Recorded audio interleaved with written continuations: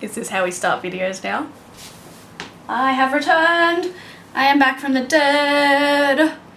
I don't know how to film videos anymore. So, if you're new here, which you're probably not because I haven't made a video for 4+ years, my name is Charly, and I haven't made a video for 4 years. So, this is going to be completely disjointed, but I'm just going to tell you what's been happening, where in God's name I have been,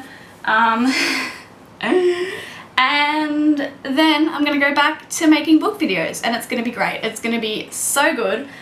I have been wanting to come back to YouTube for such a long time now, and I've just been like procrastinating, and today I like slept through the entire day. Well, I was planning, I was like, you know what, today's the day. Today is the day, I'm gonna do it. I'm gonna film my first video back. And then I got a little bit too comfortable in bed and fell asleep and then woke up and it was 4 p.m. But I'm still doing it. So I like literally stopped reading, okay? Where do I even start this video? What is wrong with me? Okay, so a lot happened in my life. Good and bad, mostly bad. But basically when I started uni, everything sort of fell apart. Like I, first of all, just didn't have time to read as much as I was, or I was just too stressed and I stopped being able to focus on reading. I stopped enjoying reading. I would read like 10 pages, spend like 20 minutes reading 10 pages, and then like I retained none of it. Nothing stayed in my head. I think I was just really stressed, and like I've always been a really anxious person, but starting uni was like that was like something else. I'm finished with uni now. Yeah, a lot has happened basically. So I basically stopped reading for most of those 4 years, except for 2020. I started reading again in like May, I think it was. I had already discovered Audible and audiobooks in general, like towards the end of when I was making videos. But for some reason I just never really like got into them. Like I did enjoy listening to audiobooks, but I never really thought to like do that more often. But on a whim, I think my friends were talking about watching the show Normal People, and I was like, oh, I've heard that's like, I've heard the book talked about, and they had also read the book and said the book was good. So I was like, okay, well I want to read the book before I watch the show. But I just like have not read a physical book in 4 years, so I got the audio book, and I got through that so quickly, and then I was like, this is a thing. This audiobook thing, this is where it's at. So basically I ended up reading 60-something books last year, 2020. After reading nothing for 4 years, I had my best reading year ever, plus I didn't even start reading until partway through the year, so that was a bit wild, but okay. So I guess I'm just gonna sort of update you on what happened and why I stopped reading, and not really why I stopped reading. Like there isn't really a specific reason as to why I stopped reading, other than like there was just too much going on in my life and I was in a bad mental state basically. But I have a list of things to tell you, and let me tell you, I am just not the same person that I was 4 years ago. And of course I'm not, but like so like the first point I have is just to talk about uni, and like uni was just a terrible experience. Like I can probably make a whole video about how terrible my university experience was, but I studied animal and veterinary bioscience, which is a 4-year degree, but it took me 4.5 years to complete, because I failed one subject and I also did part-time for 2 semesters because of things that happened in uni, which I don't even know like whether to go into that or not, but anyway, yes, uni was awful. It really truly sucked. The other thing was I moved houses twice, and I've moved houses like a million times in my life and moved countries twice, but so I think during my YouTube, like, yeah, while I was on YouTube I moved once, but since then I've moved twice. So I moved with my parents to another place, and then I moved out of my parents' house into my own place, which is where we are now, and it's just, I'm just renting a very small granny flat yeah, the moving, especially the first move, really just messed with me, and it was during uni as well, and so much had already happened in my life, and I really did not want to move. So the move stuffed me up, and then the second move was really good. Like, probably the best thing I've done in a long time is move out of my parents' place. So yes. What else is there? Okay, so the next thing I'm going to talk about is like the main reason why I changed a lot as a person, and this sort of happened towards the end of when I was making videos on YouTube, and that is that firstly I went vegan, and then secondly I became an activist not long after, an animal rights activist, and yeah, that really changed my entire life, but it really sort of made me like reassess like the time I spent on things, because I kind of wanted to devote as much time as I could to my activism, and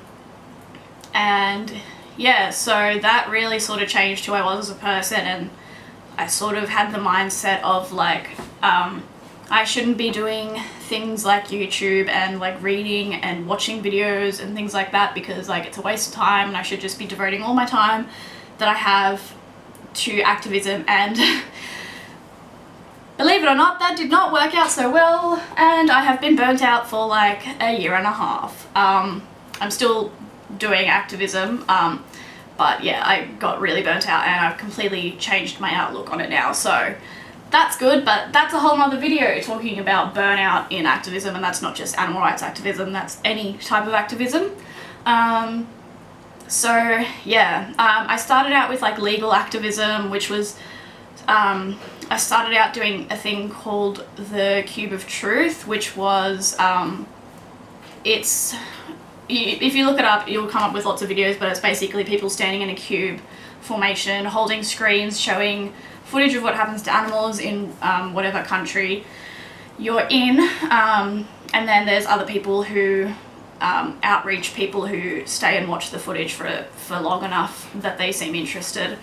So I started out with that, and then I started doing some vigils, which was which involved standing out the front of slaughterhouses at ungodly hours, and just stopping trucks that came with animals and saying goodbye to the animals, and just filming them and stuff like that. And then I started doing some illegal activism, which involves pretty much investigative stuff. So I basically became I guess I would call it a photojournalist, and a videographer.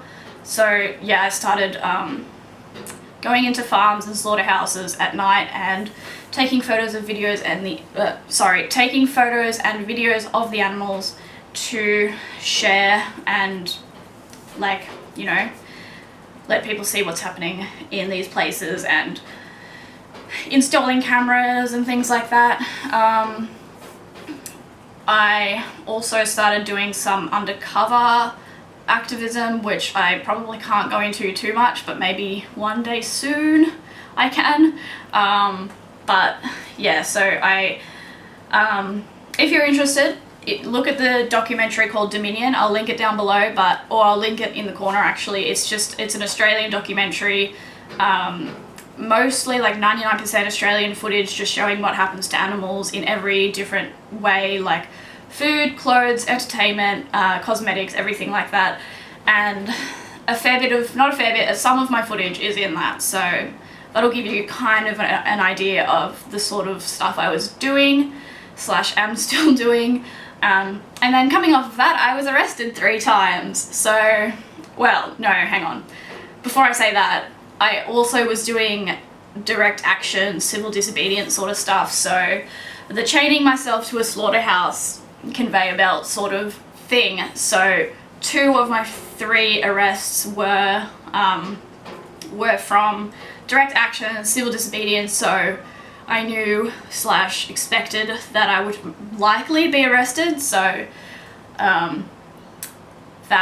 so I can talk about those in another video, but obviously that was a whole thing with my mental health, and it's just a mess. And then my 3rd arrest is my most recent one, which was I was accidentally caught, and yeah, so I'm on a good behaviour bond for the second time, basically.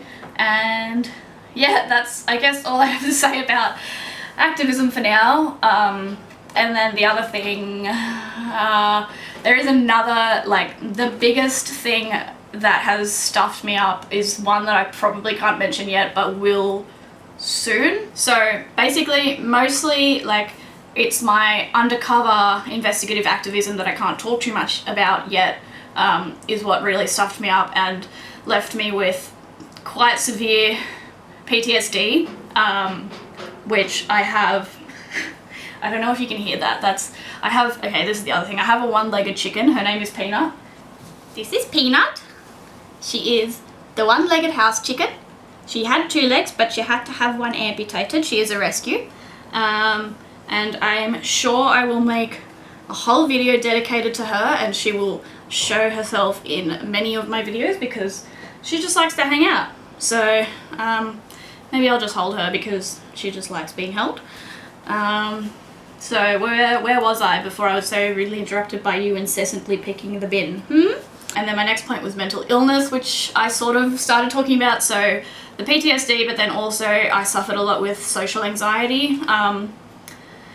And that sort of started when I started uni, and then when I started doing the legal activism, it got a bit better. And my social anxiety got a lot better with YouTube, actually, like with making YouTube videos, because it just got me used to talking. But starting uni really like made it worse again.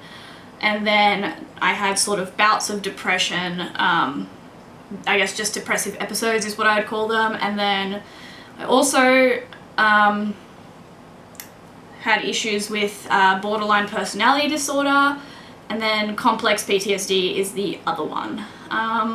So those obviously impacted me a lot, and I do want to talk a lot more about that in future. So the only other thing that I was going to discuss is like what my channel is going to be like from here on out.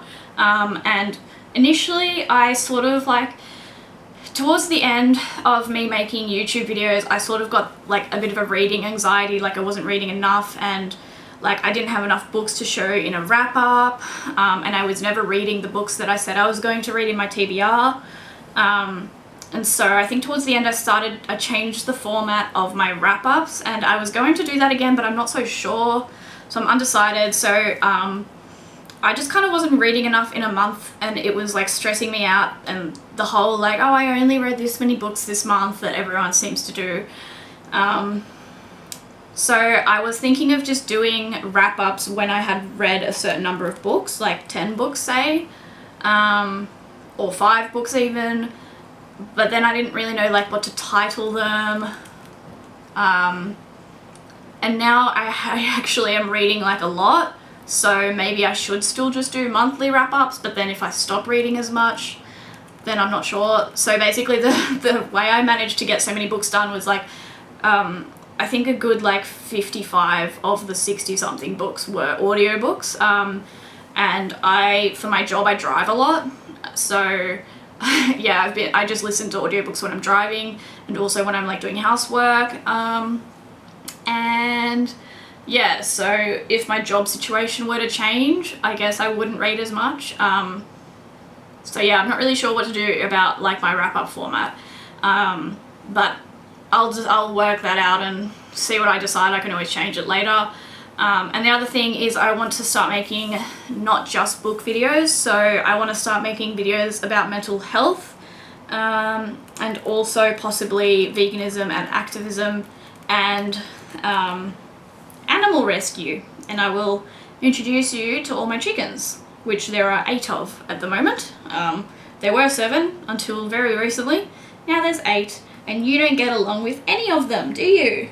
But yeah, I think that's all for this video, and I think the next video that I'll make will be my favorites of 2020 video, which is exciting. I've been loving watching everyone else's, and I've been like, why won't Aprilius Maximus and I've forgotten people's usernames, like why won't these people come out with their top 20 or what top books of 2020 videos? And I'm like, I am literally one of those people that hasn't done it yet, so like I need to just do it before I start getting mad at people for not doing it yet. I just want to know what your favourite books were, that's all. Yes. Peanut is very glad that she got to meet you all, and I'm sure that you are all very glad. She's very dark, so it's, you can't really tell. Let's see if I can change the ISO on this bitch, and then you can see her better. There we go, that's better. Hey, beep. You're gonna be famous. She's already Insta famous, so she knows what it's like to be famous, so don't worry, she can handle it. Hey, beep.